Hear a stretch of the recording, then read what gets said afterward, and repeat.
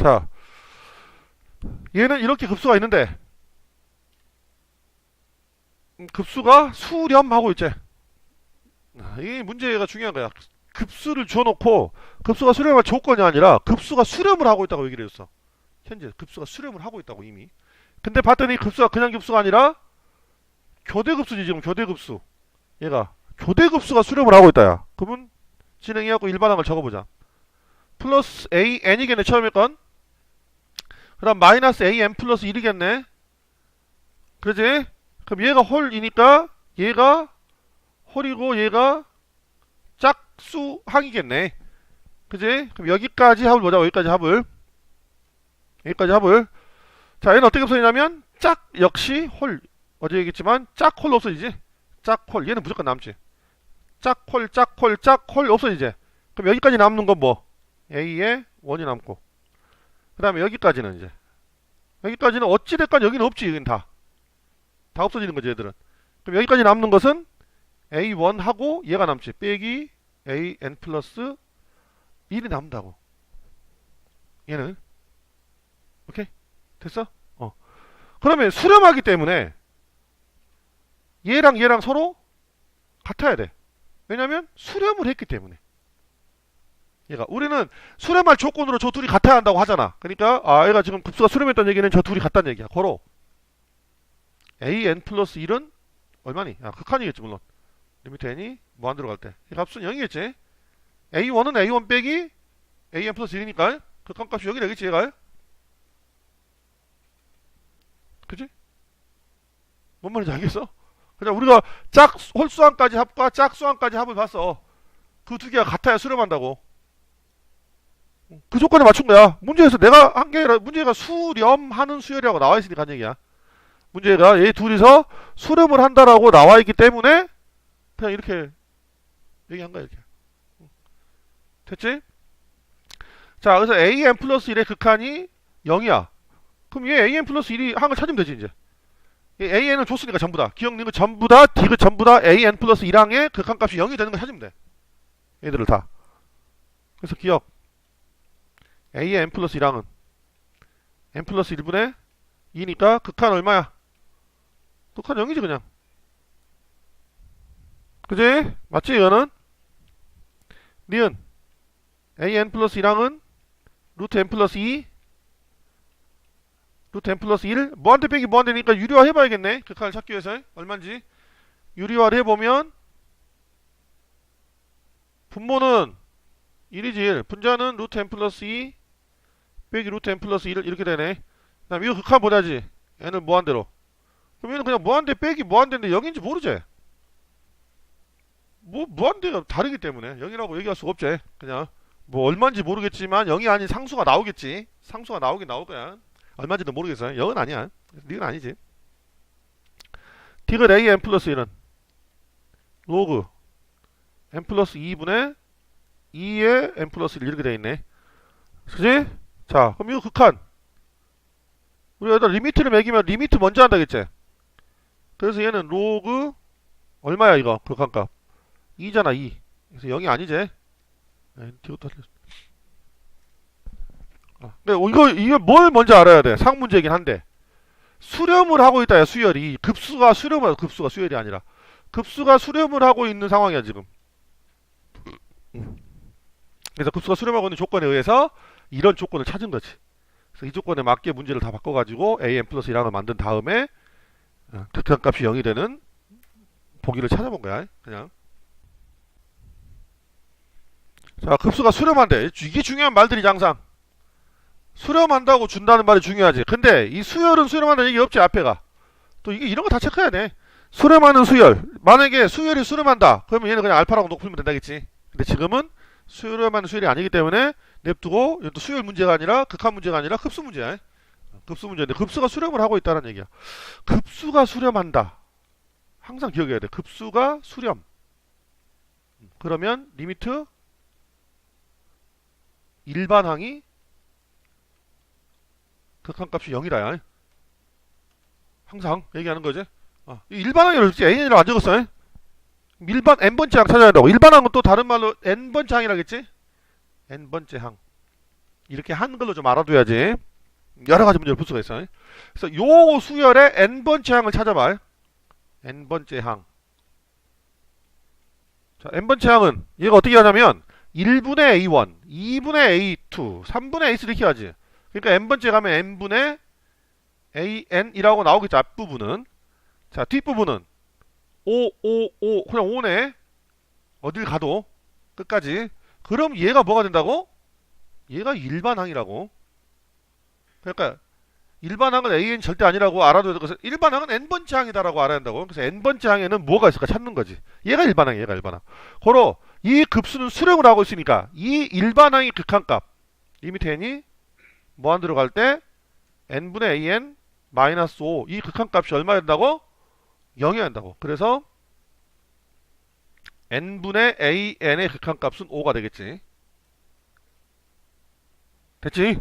그럼 이 문제는 이제 분모와 분자를 모두 뭘로 나눠주면 돼? n으로 나누어주면 끝나는 문제가 됩니다. n으로 나눠줘버리면 이걸 써먹을 수가 있다는 소리야.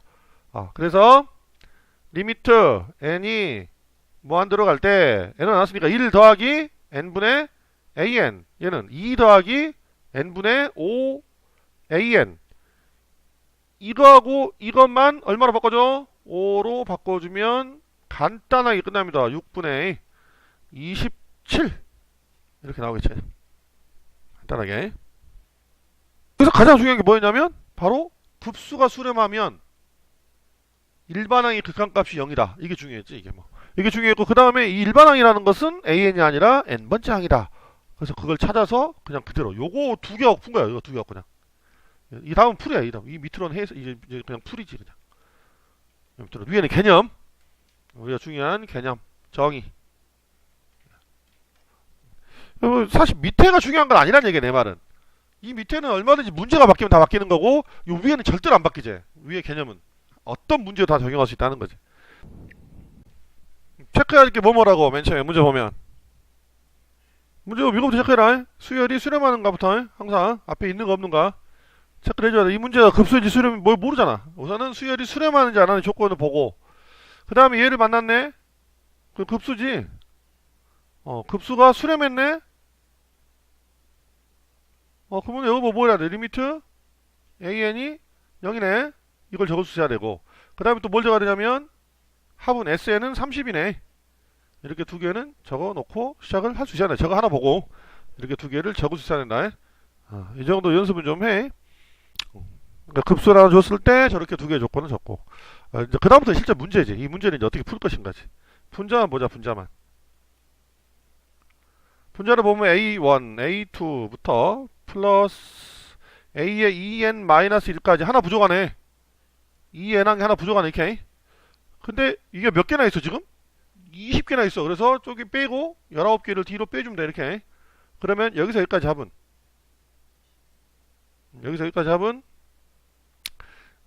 시그마 K는 뭐 1부터 n까지 2n까지 an 뭐 이렇게 쓸 수 있겠지. 사실 쓴다면 여기까지 이렇게 아이고, 이렇게 쓸 수도 있고 뭐 S2n이라 쓸 수도 있겠지.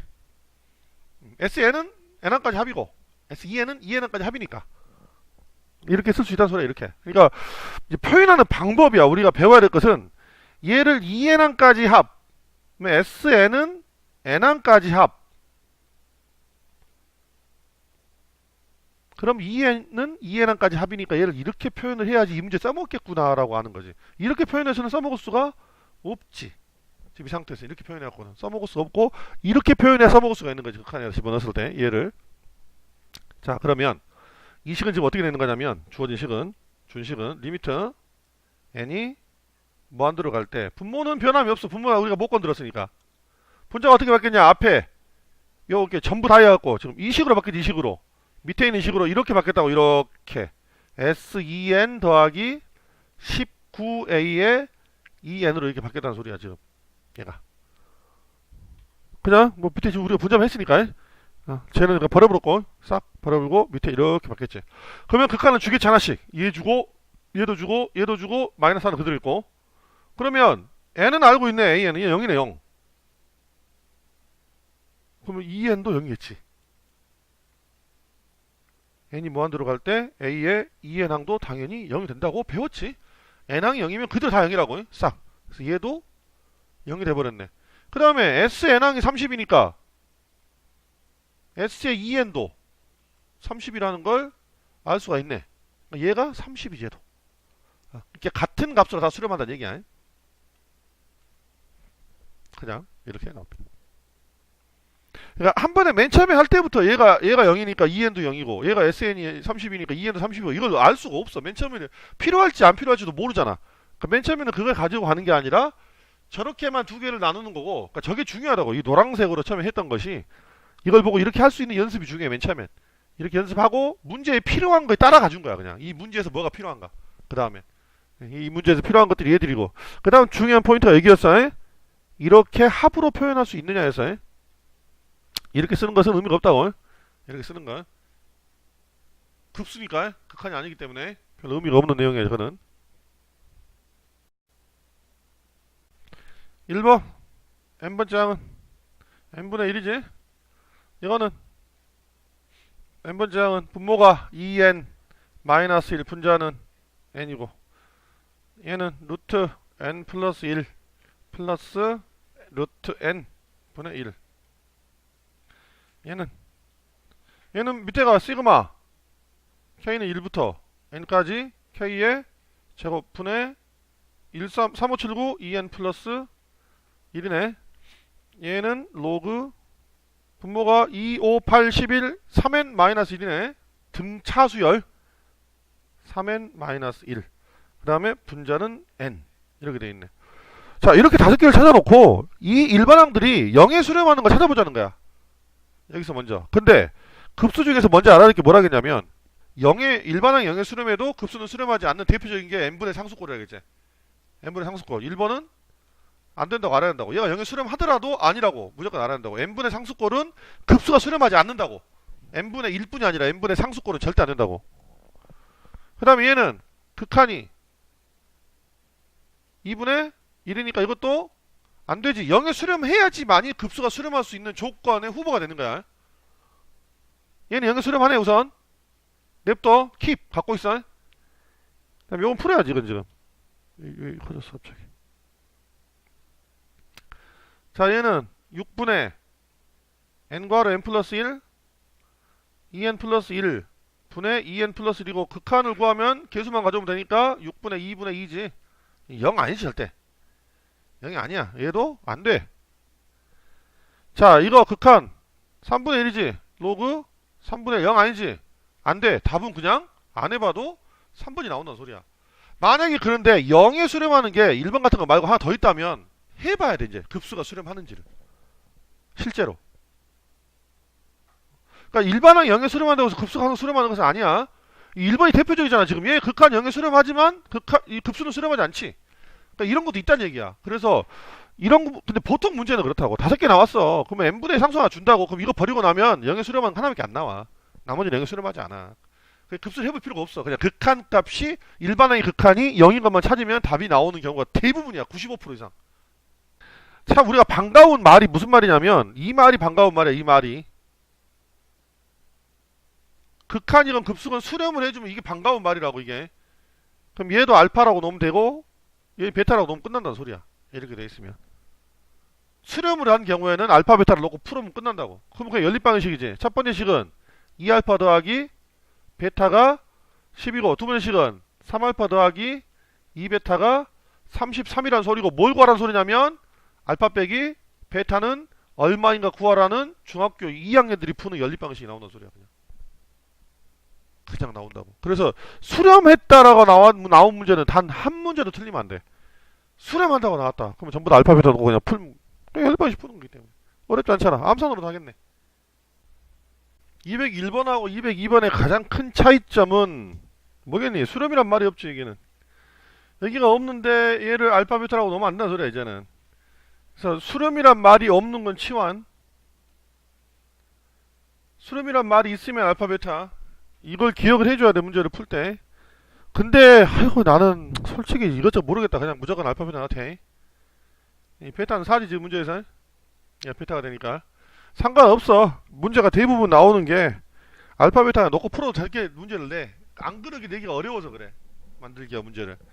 알파 베타 넣고 풀어도 상관없는데 제대로 풀어야지.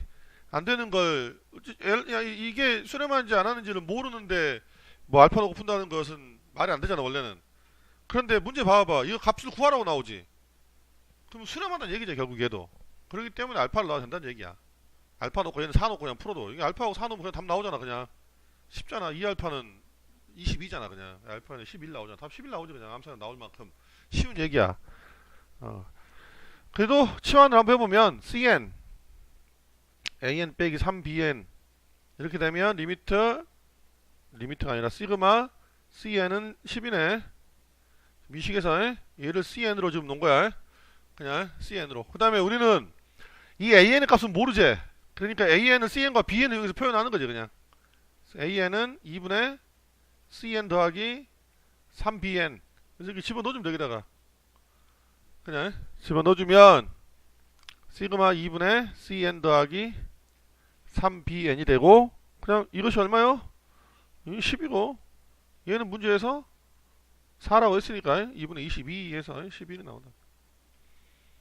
자 이렇게 치환하고 푸는 문제라는 거지. 치환하고 푸는 문제. 근데 왜 치환을 알려주냐면 서술형 나오면 풀어야죠. 적었어. 서술형 한 문제 나왔으면은 치환해서 풀어야지. 근데 서술형이 아니고 객관식이다. 그럼 아까 얘기했듯이 값을 구하여라. 그럼 얘도 수렴. 그럼 얘는 알파, 얘는 4. 대입. 끝. 이렇게 가는 소리야 그냥.